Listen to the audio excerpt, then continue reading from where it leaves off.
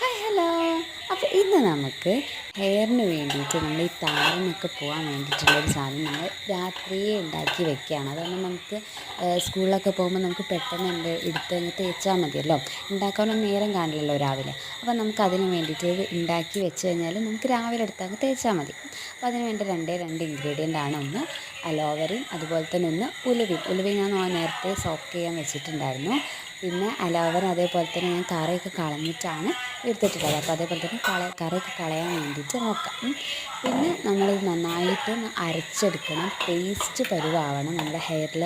നമുക്ക് ഇനി അധികം കഴുകാനൊന്നും ടൈമില്ലെങ്കിൽ വെച്ചിട്ടാണ് നമ്മളെന്ത് ചെയ്യുക, ഫൈൻ പേസ്റ്റാക്കി മാറ്റണം. അപ്പോൾ നന്നായിട്ട് അരച്ചെടുക്കുക.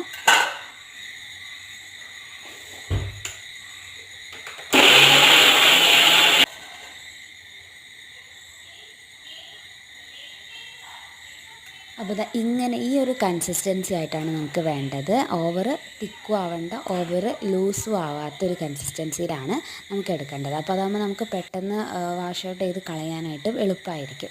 അപ്പോൾ ഇനി നമുക്കിത് ഫ്രിഡ്ജിൽ സ്റ്റോർ ചെയ്ത് വയ്ക്കാം. നമുക്കൊരു 3-4 ഡേയ്സ് എന്തായാലും നിൽക്കും. അപ്പോൾ ആ ഒരു പിന്നെ നമുക്ക് ഇടയ്ക്കിടയ്ക്ക് നൈറ്റ് ഉണ്ടാക്കി കൊടുത്താൽ നമുക്ക് സിമ്പിളായിട്ട് യൂസ് ചെയ്യാം. ടാറ്റാ.